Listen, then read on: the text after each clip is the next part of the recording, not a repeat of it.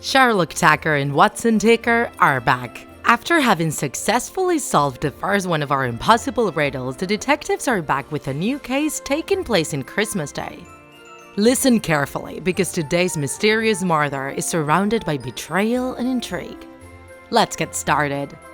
It was Christmas Day. Sherlock, Tiker, and Watson Tiker were relaxing, drinking their morning tea in their apartment at 221B Tactical Street. Just when they were about to give each other their Christmas gifts, the phone rang. They had a new case to solve. Mr. James Pretzel had been murdered about 4 in the morning on Christmas Day. They found him on his dining room. The crime scene looked like an authentic Christmas postcard.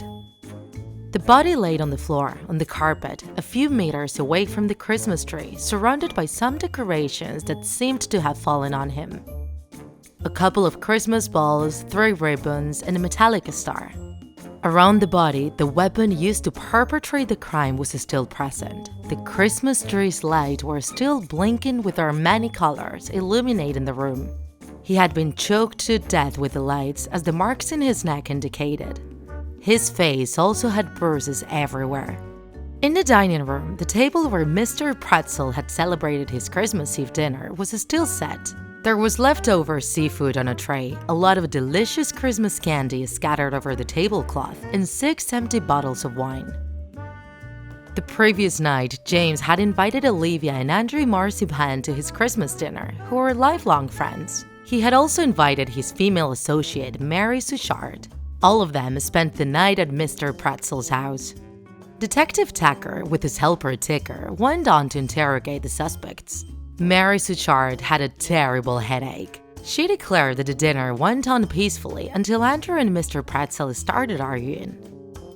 James had won the 3rd prize of the Christmas lottery, and Andrew asked James to lend him some money to pay a debt. But James didn't want to.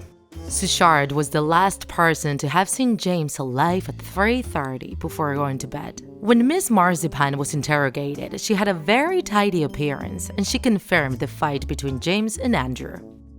Tiker realized that Miss Marzipan had a small cut on her right hand, where she had her watch.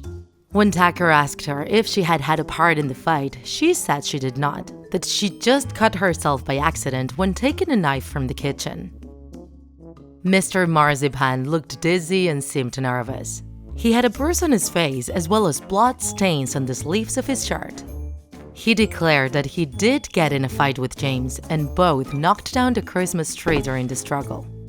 He was enraged and desperate due to James refusing to lend him money, but said he would have never killed his friend. His wife Olivia took him to the bathroom at about 3 in the morning, and James stayed in the dining room putting the Christmas tree back up with Miss Suchard. Detective Tiker asked his helper to bring him the fallen star that was near the corpse. When he checked the points of the star, he realized there was a red stain in there. Tiker was a bit confused, but Sherlock Tiker was already smiling, which was a sign that he had already figured out who had committed the crime. Do you know who Tiker is suspicious of? We'll give you a moment before revealing the identity of the murderer.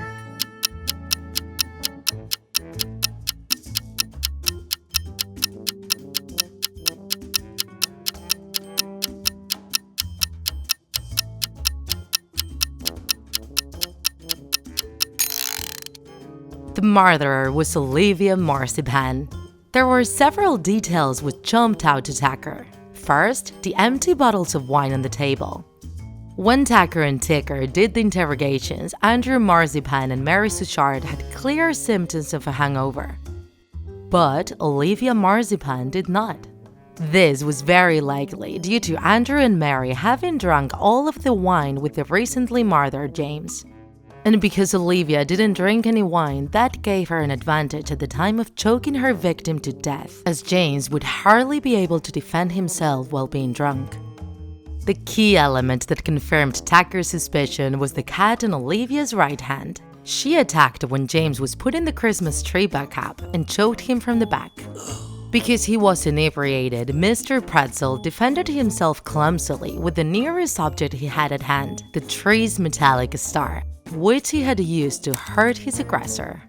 Mr. Marzipan also had blood stains on his shirt, probably caused by his fight with James. On the other hand, Olivia said she had cut herself by accident in the kitchen when taking a knife. However, she is actually left-handed, which the detective deduced when he saw her watch on her right hand. Most left-handed people prefer to wear their watches on their non-dominant right hand so they can put them on more easily. If she had cut herself with a knife, she would have used her left hand to take it, and that's where the cut would have taken place, not on the right hand. Olivia then confessed that she had indeed murdered Mr. Pretzel because she wanted to find his winning lottery ticket and claim the prize money for herself. She was fed up with her life and planned to claim the prize, run away, and start a new life from scratch. Did you guess who the murderer was? Tell us in the comments any other theories which may have occurred to you. And if you want to share ideas with us about the setting for the next case, share them in the comments as well. We wish you happy holidays, and we hope you keep having fun and sharing joyful moments with your friends and family. If you enjoyed this video, don't forget to like it, and if you want to see more Draw My Life videos, subscribe to our channel. See you in the next episode!